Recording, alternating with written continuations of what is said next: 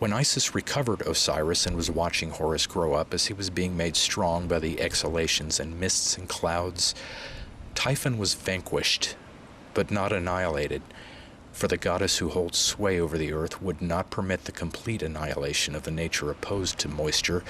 but relaxed and moderated it, being desirous that its tempering potency should persist, because it was not possible for a complete world to exist if the fiery element left it and disappeared. Even if this story were not current among them, one would hardly be justified in rejecting that other account, to the effect that Typhon, many ages ago, held sway over Osiris's domain. For Egypt used to be all a sea, and for that reason even today it is found to have shells in its mines and mountains. Moreover, all the springs and wells, of which there are many, have a saline and brackish water, as if some stale dregs of the ancient sea had collected there. But in time Horus overpowered Typhon. That is to say, there came on a timely abundance of rain, and the Nile forced out the sea and revealed the fertile land, which it filled out with its alluvial deposits. This has support in the testimony of our own observation, for we see even today as the river brings down new silt and advances the land that the deep waters gradually recede, and as the bottom gains in height by reason of the alluvial deposits, the water of the sea runs off from these. We also note that Pharos, which Homer knew as distant a day's sail from Egypt, is now a part of it. Not that the island has extended its area by rising or has come nearer to the land, but the sea that separated them was obliged to retire before the river, as the river reshaped the land and made it to increase. The fact is that all this is somewhat like the doctrines promulgated by the Stoics about the gods, for they say that the creative and fostering spirit is Dionysus, the truculent and destructive is Heracles, the receptive is Ammon,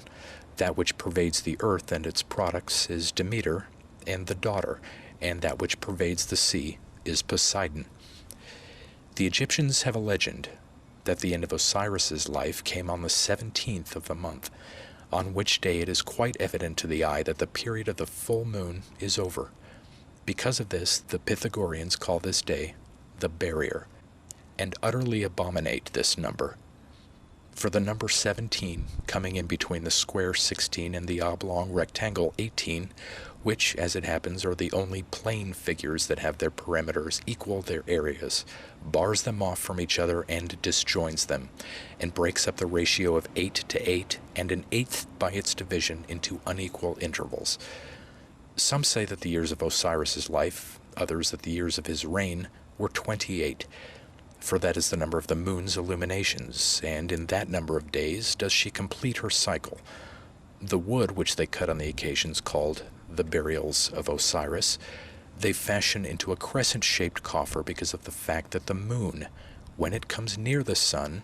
becomes crescent-shaped and disappears from our sight. The dismemberment of Osiris into 14 parts they refer allegorically to the days of the waning of that satellite from the time of the full moon to the new moon, and the day on which she becomes visible after escaping the solar rays and passing by the sun they style incomplete good. For Osiris is beneficent, and his name means many things, but not least of all an active and beneficent power, as they put it. The other name of the god, Omphis, Hermaeus says means benefactor when interpreted. They think that the risings of the Nile have some relation to the illuminations of the moon, for the greatest rising in the neighborhood of Elephantine is 28 cubits, which is the number of its illuminations that form the measure of each of its monthly cycles. The rising in the neighborhood of Mendes and Shoi, which is the least, is 6 cubits, corresponding to the first quarter. The mean rising in the neighborhood of Memphis, when it is normal, is 14 cubits, corresponding to the full moon. The Apis, they say, is the animate image of Osiris, and he comes into being when a fructifying light thrusts forth from the moon and falls upon a cow in her breeding season. Wherefore there are many things in the Apis that resemble features of the moon, his bright parts being darkened by the shadowy. Moreover, at the time of the new moon in the month of Feminoth, they celebrate a festival to which they give the name of Osiris's coming to the moon. and this marks the beginning of the spring. Thus they make the power of Osiris to be fixed in the moon, and say that Isis, since she is generation, is associated with him. For this reason they also call the moon the mother of the world. And they think that she is a nature both male and female, as she is receptive and made pregnant by the sun, but she herself in turn emits and disseminates into the air generative principles. For as they believe, the destructive activity of Typhon does not always prevail, but oftentimes is overpowered by such generation and put in bonds, and then at a later time is again released and contends against Horus, who is the terrestrial universe. And this is never completely exempt either from dissolution or from generation. There are some who would make the legend an allegorical reference to matters touching eclipses, for the moon suffers eclipse only when she is full, with the sun directly opposite to her, and she falls into the shadow of the earth. As they say, Osiris fell into his coffin. Then again, the moon herself obscures the sun and causes solar eclipses, always on the 30th of a month. However, she does not completely annihilate the sun, and likewise Isis did not annihilate Typhon. When Nephthys gave birth to Anubis, Isis treated the child as if it were her own. For Nephthys is that which is beneath the earth and invisible, Isis that which is above the earth and visible. And the circle which touches these, called the horizon, being common to both, has received the name Anubis, and is represented in form like a dog. For the dog can see with his eyes, both by night and by day alike. And among Egyptians, Anubis is thought to possess this faculty, which is similar to that which Hecate is thought to possess among the Greeks. For Anubis is a deity of the lower world as well as a god of Olympus. Some are of the opinion that Anubis is Cronus. For this reason, inasmuch as he generates all things out of himself and conceives all things within himself, he has gained the appellation of dog. There is, therefore, a certain mystery observed by those who revere Anubis. In ancient times, the dog obtained the highest honors in Egypt. But when Cambyses had slain the Apis and cast him forth, nothing came near the body or ate of it save only the dog, and thereby the dog lost his primacy and his place of honor above that of all the other animals. There are some who give the name of Typhon to the earth's shadow, into which they believe the moon slips when it suffers eclipse. Hence it is not unreasonable to say that the statement of each person individually is not right, but that the statement of all collectively is right. For it is not drought, nor wind, nor sea, nor darkness, but everything harmful and destructive that nature contains, which is to be set down as a part of Typhon. The origins of the universe are not to be placed in inanimate bodies, according to the doctrine of Democritus and Epicurus, nor yet is the artificer of undifferentiated matter, according to the Stoic doctrine, one reason and one providence, which gains the upper hand and prevails over all things. The fact is that it is impossible for anything bad whatsoever to be engendered where God is the author of all, or anything good where God is the author of nothing. For the concord of the universe, like that of a lyre or bow, according to Heraclitus, is resilient if disturbed, and according to Euripides, the good and bad cannot be kept apart, but there is some commingling, which is well. The fact is that the creation and constitution of this world is complex, resulting as it does from opposing influences, which, however, are not of equal strength, but the predominance rests with the better. Yet it is impossible for the bad to be completely eradicated, since it is innate in large amount in the body and likewise in the soul of the universe, and is always fighting a hard fight against the better. So in the soul, intelligence, and reason, the ruler and lord of all that is good is Osiris, and in earth and wind and water and the heavens and stars that which is ordered, established, and healthy, as evidenced by season, temperatures, and cycles of revolution, is the efflux of Osiris and his reflected image. But Typhon is that part of the soul which is impressionable, impulsive, irrational, and truculent, and of the bodily part the destructible, diseased, and disorderly, as evidenced by abnormal seasons and temperatures, and by obscurations of the sun and disappearances of the moon, outbursts, as it were, and unruly actions on the part of Typhon. And the name Set, by which they call Typhon, denotes this. It means the overmastering and overpowering, and it means in very many instances turning back and again overpassing. There are some who, without reservation, assert that Osiris is the sun and is called the dog star, Sirius, by the Greeks, even if among the Egyptians the addition of the article has created some ambiguity in regard to the name, and there are those who declare that Isis is none other than the moon. For this reason it is said that the statues of Isis that bear horns are imitations of the crescent moon, and in her dark garments are shown the concealments and the obscurations in which she, in her yearning, pursues the sun. For this reason also they call upon the moon in love affairs, and Eudoxius asserts that Isis is a deity who presides over love affairs. These people may lay claim to a certain plausibility, but no one should listen for a moment to those who make Typhon to be the sun. Isis is, in fact, the female principle of nature,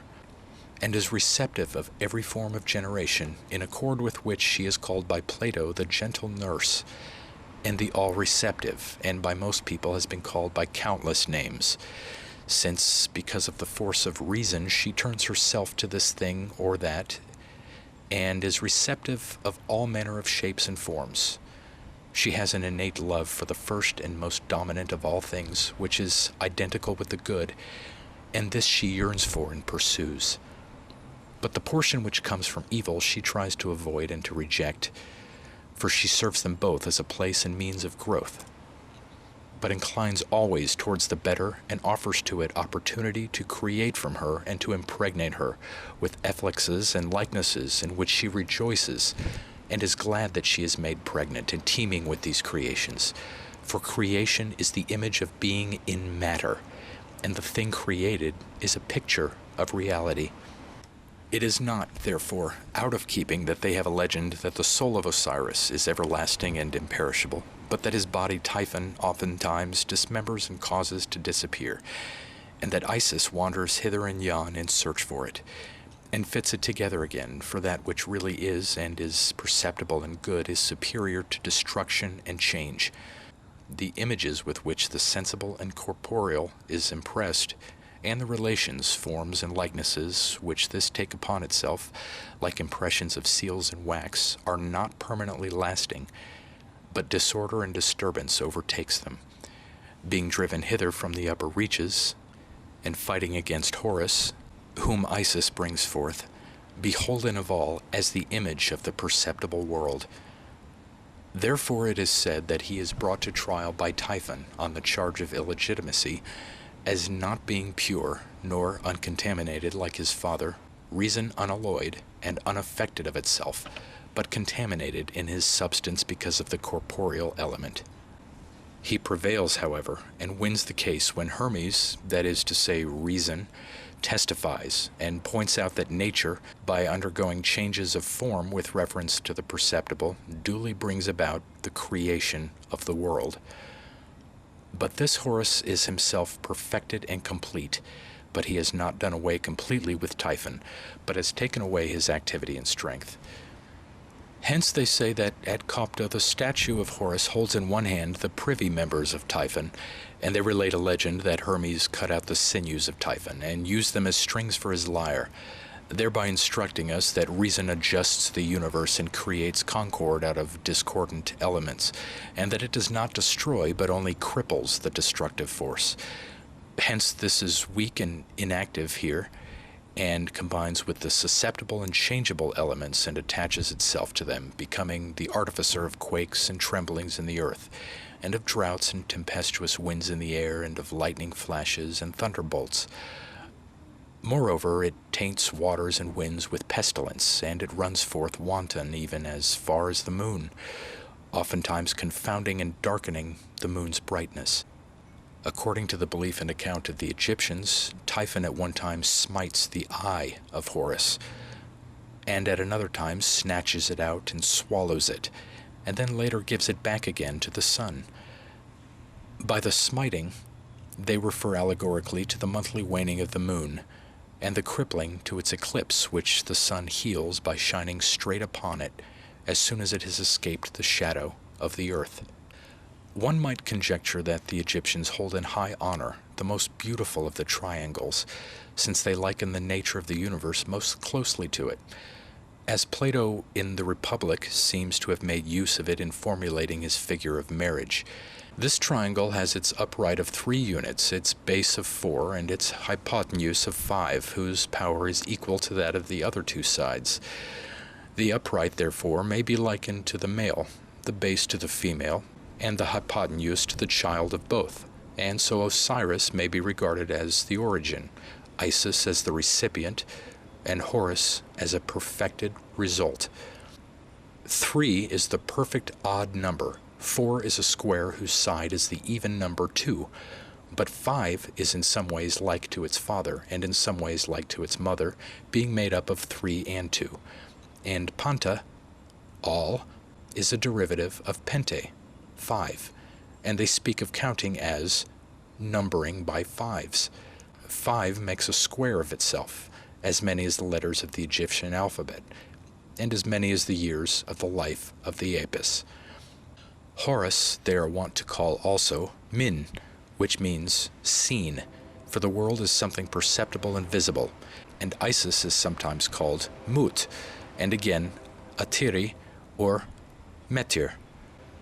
By the first of these names they signify mother, by the second the mundane house of Horus, the place and receptacle of generation, as Plato has it,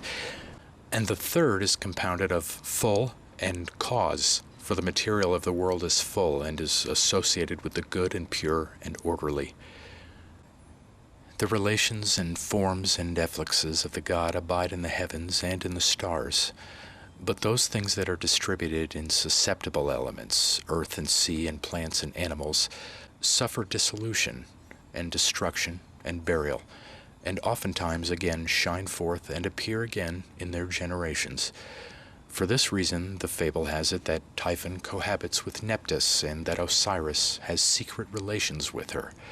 for the destructive power exercises special dominion over the outermost part of matter, which they call Nephthys or finality.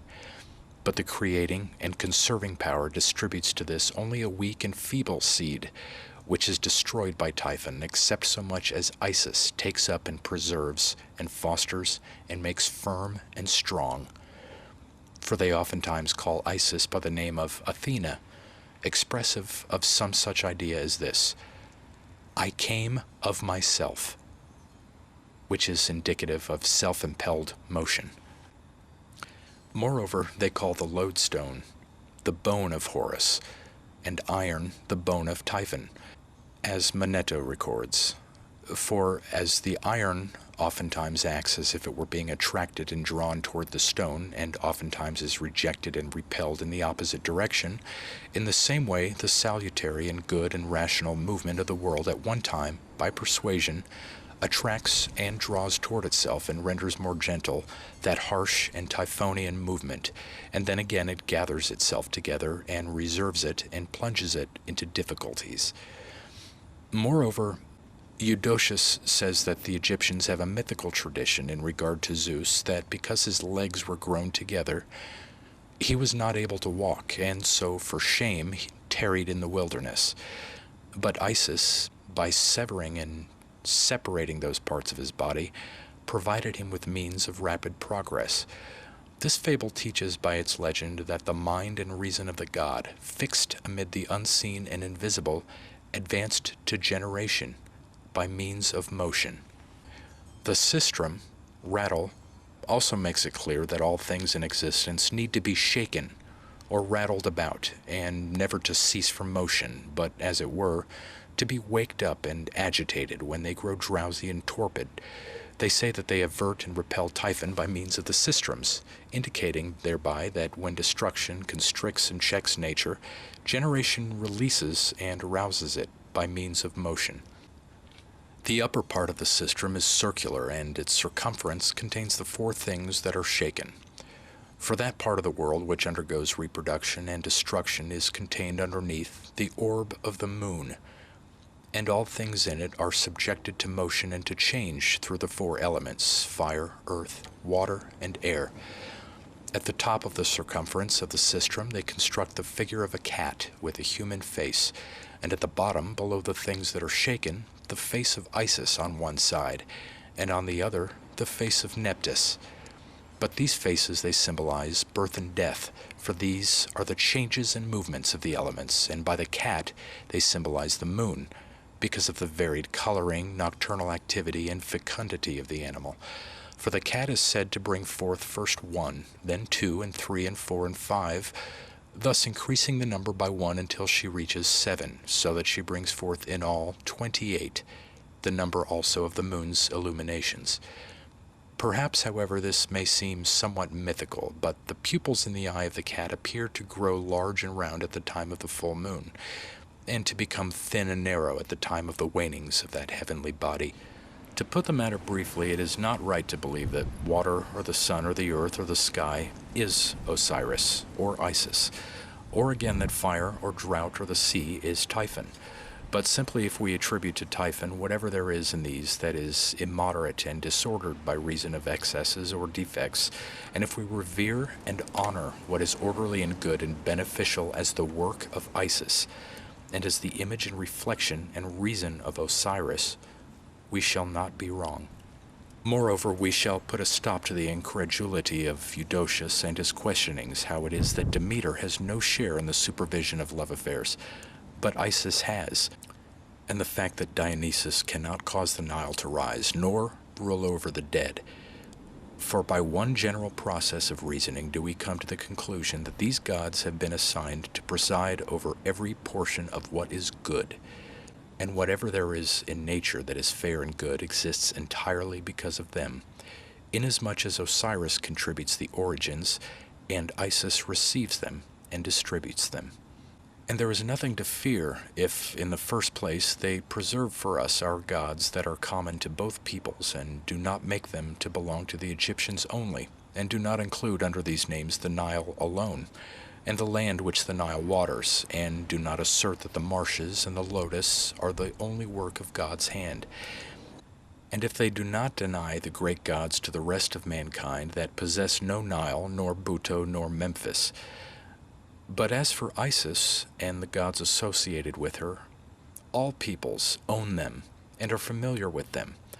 although they have learned not so very long ago to call some of them by the names which come from the Egyptians, yet they have from the beginning understood and honored the power which belongs to each one of them. Wherefore, in the studies of these matters, it is especially necessary that we adopt, as our guide in these mysteries, the reasoning that comes from philosophy,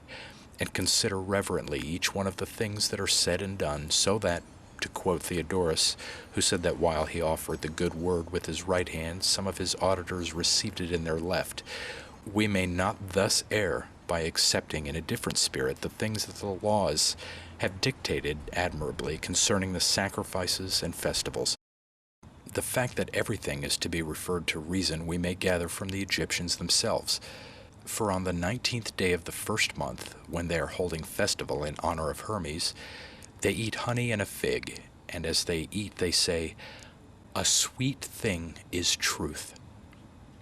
The amulet of Isis, which they traditionally assert that she hung about her neck, is interpreted a true voice. If, then, the most noted of the philosophers, observing the riddle of the divine in inanimate and incorporeal objects, have not thought it proper to treat anything with carelessness or disrespect, even more do I think that, in all likelihood, we should welcome those peculiar properties existent in natures which possess the power of perception and have a soul and feeling and character. It is not that we should honor these, but that through these we should honor the divine, since they are clearer mirrors of the divine by their nature also, so that we should regard them as the instrument or device of the God who orders all things. And in general, we must hold it true that nothing inanimate is superior to what is animate, and nothing without the power of perception is superior to that which has that power. No, not even if one should heap together all the gold and emeralds in the world. The divine is not engendered in colors or in forms or in polished surfaces, but whatsoever things have no share in life, things whose nature does not allow them to share therein, have a portion of less honor than that of the dead. But the nature that lives and sees and has within itself the source of movement and a knowledge of what belongs to it and what belongs to others, has drawn to itself an efflux and portion of beauty from the intelligence by which the universe is guided, as Heraclitus has it. This idea at the present time the priests intimate with great circumspection in acquitting themselves of this religious sect and in trying to conceal it, that this god Osiris is the ruler and the king of the dead, nor is he any other than the god that among the Greeks is called Hades and Pluto. But since it is not understood in which manner this is true, it greatly disturbs the majority of people who suspect that the holy and sacred Osiris truly dwells in the earth and beneath the earth, where are hidden away the bodies of those that are believed to have reached their end. But he himself is far removed from the earth, uncontaminated and unpolluted and pure from all matter that is subject to destruction and death. But for the souls of men here, which are compassed about by bodies and emotions, there is no association with this God, except insofar as they may attain to a dim vision of his presence by means of the apperception which philosophy affords. But when the souls are set free, and migrate into the realm of the invisible and the unseen, the dispassionate and the pure, then this God becomes their leader and king, since it is on him that they are bound to be dependent in their insatiate contemplation and yearning for that beauty which is for men unutterable and indescribable. With this beauty, Isis, as the ancient story declares, is forever enamored and pursues it and consorts with it, and fills our earth here with all things fair and good that partake of generation.